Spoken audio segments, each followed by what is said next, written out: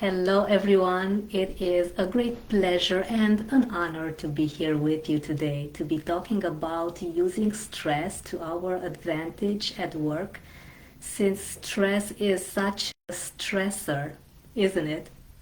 We have to use it as much as possible as a message to make things better for us. A special thank you to Angie for having me as a guest. I'm truly honored and so excited to share with you, as a fear specialist, some insights that have changed my life. Now, a fear specialist, you may say, what's that all about? Because it's a rather new approach to fear and to stress. I have been afraid all my life. Up until my early 30s, I used to be the utter victim. I felt that everyone is there to harm me, to get me. I did not know how to be accountable for my decisions, because when we get towards the end of our presentation today, and you are going to see how amazing it feels to be the one in charge of all of your decisions, you will never see fear and stress the same again. Long story short about me, I had a heart disease in my mid-20s, and as I was searching for solutions, because I felt that something was off, I had some pills that my late grandma used to take as well, and I thought, well, I'm not sure how my 30s are going to look like if I'm already taking pills in my 20s. And it got me looking for all sorts of alternative solutions that got me to discover neurolinguistic processing, programming. And when I got to see that, well, it's not that difficult to be accountable for your choices and learn from your mistakes, because this is the key to it all, to learn from your mistakes, to use them as stress to our advantage, because when we get the relief towards the problem, we get to feel completely and amazingly brand new. So let me share with you some amazing insights that have changed my life completely and that have given me so much fuel to accept myself, because the number one thing that I want to share with you is that our emotions, our fears, our stress is normal. It's natural. There's nothing wrong with you for feeling the way that you do. In many instances, we put so much pressure on ourselves. We think that we shouldn't be feeling the way that we do. We feel that I'm ashamed. I'm afraid to speak my mind at work. I know I should have said that at the meeting. I know I should be having some boundaries with my boss. I know that my colleagues are always asking me to do extra stuff. I'm just afraid to say no. I feel guilty if I say no because I know how much they're struggling. The problem with putting others first, being a people pleaser, which we all do, it's normal. As stress and fear and wanting to be validated by others, to be approved by others, it's perfectly normal. This makes us forget about the most important relationship of our lives, which is your relationship with yourself. So let us consider what truly is stress all about. Long story short, the most simple definition that I could provide to you right now is that stress is a whole bunch of fears connected to each other, fears that you could not process when a particular event happened, and it left a mark on you, on your mindset. And I'm talking about all sorts of fears that may have happened when you were a child, that you never had the tools. It's not you not being capable, not being enough, or not wanting to deal with this. It's you simply being completely overwhelmed by the height of the emotions, the intensity of the fear when a particular event happened. So be gentle with yourself, be kind with yourself in the process, and understand that you could do that much back then. We always do our best with the resources we have handy. If we could have done more, wouldn't we have done more? 100%. So you've done your best. Now, what these fears do, what this anxiety does, because the more the fear grows, anxiety also arises. Anxiety is a bigger fear. Stress is somewhere in between anxiety and fear. And when stress happens, it's time to make a change. I want you to please look at stress as an amazing messenger telling you that there's something that you need to change. Now, this word change, if I were to ask you, who here likes to change? Who here embraces change? Can I have some hands up? I don't like it either. No one likes it, and this is the problem. We put so much pressure on ourselves. We think that, well, I should know this. I should do this without any issue. I shouldn't be so nervous when I'm about to deliver a message in front of my colleagues or in front of my managers at work. I know everything that I have to in order to make this presentation a great one. However, you have so many stimuli coming from all over the places. Our mind is fully and overly contracted with so many things to do, so many tasks that you should have done yesterday, right? And it keeps on adding. No wonder you feel the pressure to deliver things in a very quick amount of time so that you have time for the rest. But we don't know that we are actually burning out constantly. With stress, we usually are lacking time. We have a lot of fears combined. We do not have the answers to certain things that we have to do, which makes the stress even bigger because we are always rushing. And my question to you as food for thought would be, you are rushing to where? To do what? Take a moment, pause for a second, take a step back and just breathe and ask yourself this. Where am I always rushing? Because sometimes we simply take on the pattern of rushing without us really knowing why are we rushing. We're just getting used to doing things on the go, on the spot. Quick, quick, quick, like a robot. But if you take a few moments to simply analyze yourself, to breathe a bit more, you will see what exactly makes you not feel like yourself again. So if you were to consider what's truly rushing you, where are you rushing towards, you will start to prioritize things in a whole different order. Now, when we feel overwhelmed, let's slowly go towards finding solutions to this stress that sometimes we cannot really put a finger on. We don't know exactly what's stressing us. However, the first step, and I want you to please use a pen and a piece of paper, anything will do, just use your hands. We are going to deal with two major questions today, so I want you to please write them down, because what happens when you use your hands on the piece of paper, rather than using the laptop, the tablet, or the phone, it's you being more connected to yourself. It's you using your hands to feel the piece of paper. Because the hand is so tightly connected to the brain, the problem is going to be feeling not as strong as it did before. You are starting to feel some amazing relief. So take a pen and a piece of paper, and please take a few moments. You can pause the video if you're not watching it live, and just ask yourself this.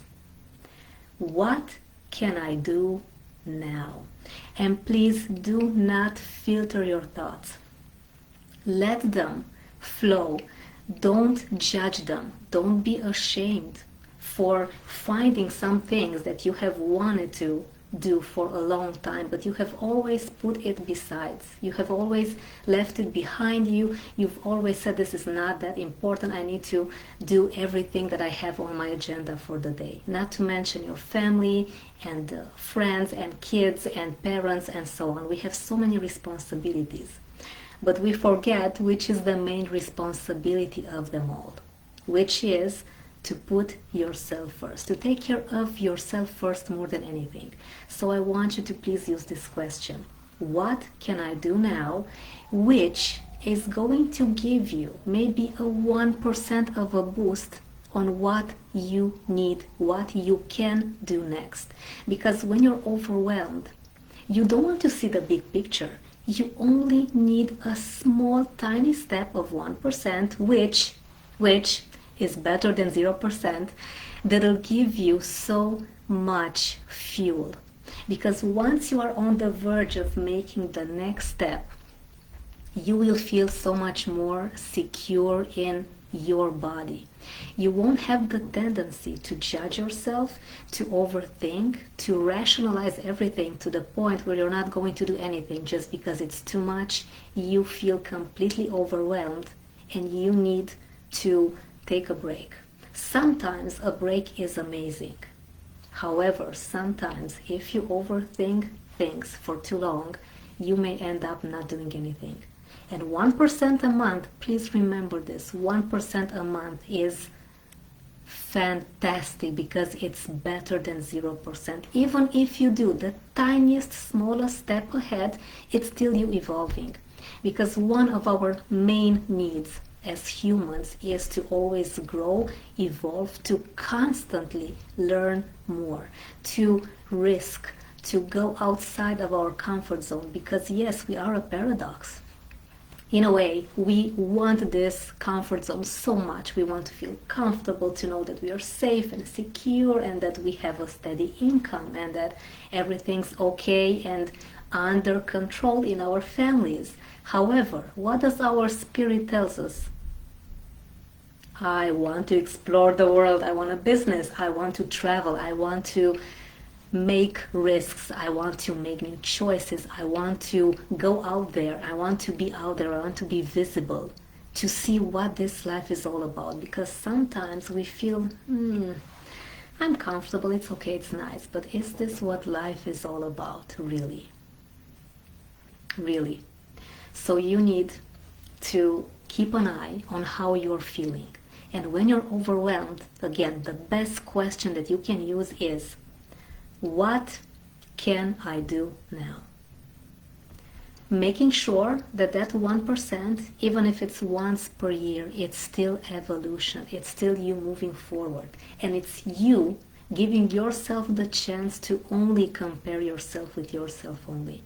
Because if you are looking at others, please only look at them as major inspiration.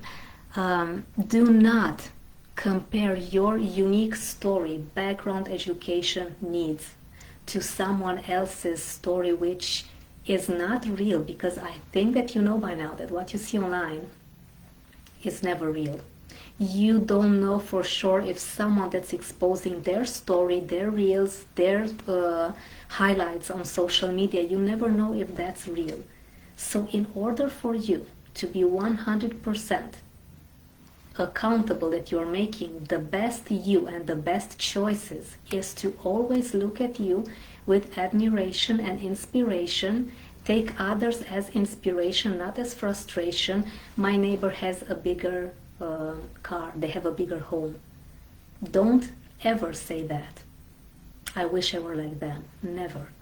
Use them as inspiration. If they could do it, I can do it too. If my colleague got a promotion after just 6 months, I can do that too. I'm going to find a way to make it work for me. Now, what do we need to do to make this happen? Because of course it's easier said than done. It is for us to grow the skill of patience. We think that if we are not born with it, we are never going to be patient.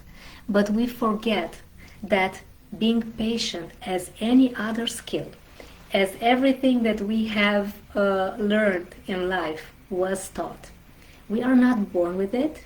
Just a quick joke, nothing to do with a cosmetic company, but I think you know what I'm going to say.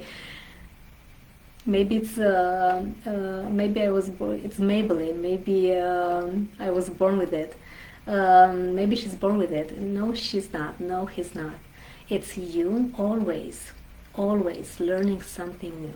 And how do we get to the point where we are patient enough to ask ourselves this question, to filter our thoughts, to get the ones that are important for us, to get the solutions that we discover as we put our thoughts on the piece of paper? We tend to do this with exercise, with practice. I'd say practice doesn't make it perfect because there's no perfection. This is a universal limiting belief that we need to not use anymore. But I would say that practice makes you patient. So as much as possible, please be gentle and kind with yourself in the process. As you are asking yourself this question, what can I do now? You will discover so many amazing things about you. Things that you have maybe forgotten about. Things that you have left aside just because you wanted to nurture, to take care of others. So yes, the main topic for today is for you to put yourself first. To see yourself as the number one person, supporter, friend, ally in your life, because that's where it all starts from. Now, we need to also grow the skill of patience in order to make mistakes and to love it so much when we make mistakes. Now, this group, when I read about it, when I looked a bit more into Angie's amazing work and how much support and care she offers to you ladies in this amazing group, I felt privileged that I'm not in a position where I have to make these hard decisions for my daughter, for myself. I have my family, I have a husband that's doing his best to support me in everything that I do. And it's easier said than done when it comes to learning from mistakes, because I'm pretty sure that you are in a point in your life where you feel regret about making certain choices that have led to you making mistakes. I'm here to tell you otherwise. I'm here to tell you that each mistake is a blessing. And how do we discover that? How do we get the silver lining from that mistake? Is to simply ask yourself the second question, the star question of the day, which is, what am I learning now? So I want you to please do this exercise with me. Ideally, if you have a pen and a piece of paper, that would be fantastic. That's even stronger for you in terms of releasing the relief of the problem. It's considering that John made a decision at work that has impacted the financial budget. Just an example. And everyone is in a way frustrated, they're upset with John, they're trying to find solutions, and John is stuck. This fear of losing his job, fear of having made the mistake, fear of being overseen by others, not seen as a professional that he is, being bullied, being laughed at. All of these fears, all of these anxieties create this huge stress for John. Maybe the situation is not that hard, not that tough, not that negative as John envisions it in his mind. We are our worst critics, unfortunately. If we don't catch ourselves talking in a negative way, not supporting our actions, because we do that. We have this inner dialogue that in many instances is negative by default. It's how we humans have been built. We are built on fear that's keeping us alive. So our mind is designed to keep us alive, and that's it. Not thriving, not creating anything incredible, not giving you the chance to start over, to start a business. We need to put in effort, conscious effort, which is not going to be that much of an effort anymore. You'll see that by the end of our presentation in about 10 minutes, you will have all the tools, all the necessary tools to finally use stress as an amazing messenger that tells you what to do next in order to finally get those lessons from all of those mistakes. So again, the pen and a piece of paper, what am I learning now? I want you to take John's example as we were discussing earlier and simply think of that mistake that you've made. Let's say that I'm John. Okay, so I have signed a contract that got my team to lose $100,000. What am I learning now? The first reaction would be, my God, I'm such a loser. I have made this terrible. I should have known better. But the thing is that again, if John could have done better, he would have. He did his best with the resources he had then. He didn't know it then. He knows it now. So, what am I learning now from that mistake? I, John, could be thinking, I am very careful now. That's one lesson. Because now he knows what not to do anymore, which is an amazing win already. Another lesson could be, I am communicating everything to my team now. Now, as you are looking at these lessons, and I think you are understanding the pattern, these lessons from the mistake that you've made, from the failure, could be seen as great affirmations. They start with I. We use the present tense and make it for you only. So these lessons that you are getting out of that mistake, the failure, the negative experience, it's you knowing that it's only for you, usually starting with I, so that you can feel a bigger impact.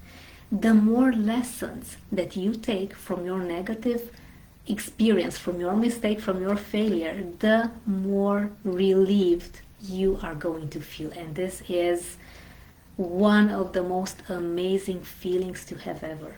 To go to bed in great shape, in a great mental shape, having great peace of mind. And could we consider that stress relief is learning from mistakes? Yes, it is, because usually, even if you haven't made a mistake, you are still creating this horror movie script scenario, negative by default, because our mind is negative. Just because we are trying to keep ourselves safe. So we are also putting some extra negative ideas on top of that already difficult situation. We can add some guilt and shame on top of it.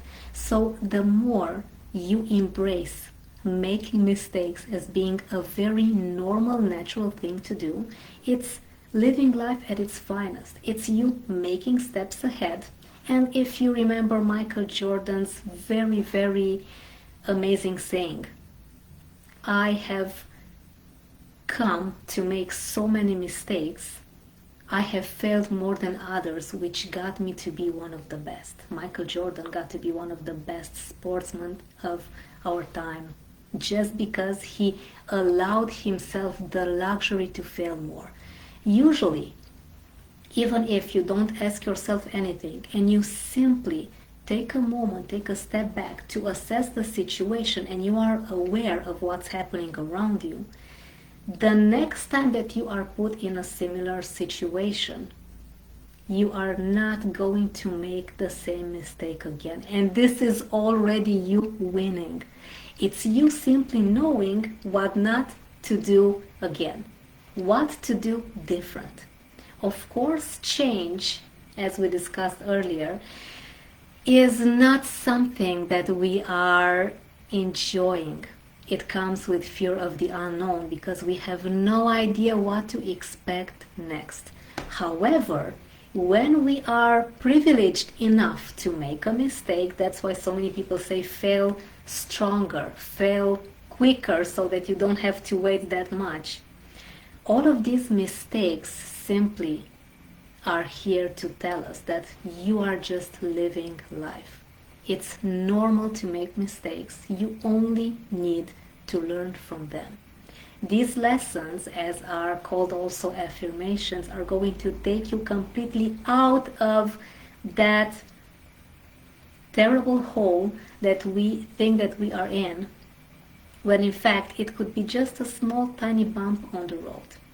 When you understand that making mistakes is such an amazing privilege that gives you the chance to look at things from a whole new perspective, because these questions, both the one that we shared at first, what can I do now, and the other one, the second most powerful one, what am I learning now, they give you a new perspective. They give you the chance to finally look at fear and stress from a whole new angle as you put everything down on a piece of paper. As your fear specialist, Roxana Popet, I have been so happy, so thrilled to be here with you today, to be sharing to you some insights which I truly hope have given you so much value and power to conquer all of the steps that you still have to conquer ahead. I hope that I've given you some interesting and valuable tools to look at stress and mistake making as being normal. You asking yourself, what am I learning now, is a question that you can also do, even if you can put in practice, even if you don't have anything to write on. It's you simply thinking which makes the fear go away. It's you rationalizing your emotions. Since we are all emotional creatures, we sometimes are in a position where even when we rationalize, we have the tendency to overthink our emotions, which that could make it seem a bit more rational. However, it's you being aware of the problem, of the thing that you need to do next in order to get the fear to be transforming itself into a solution. Let me know if you have any comments. I'll be so happy to answer them all. And I have a free gift for you. If you go to my website, roxanapopet.com, you can download the 7-step guide to permanently conquer your fears, which is going to give you so much insight and fuel into not being the slave of fear anymore. Using stress as a great tool for you means that you are finally embracing your human nature, which we sometimes forget about. We tend to forget that we make choices which sometimes end up in an awful shape. We have a 50-50 chance to make it work great, or to make it work in a way that only provides us some amazing lessons. So put this in practice. Let me know how it goes for you, and thank you so much for having me, Angie. I'm so grateful. And to everyone, remember to always embrace all of your emotions, all of your fears and all of your stresses, because they come with a great message. Thank you so much, and I hope to see you soon.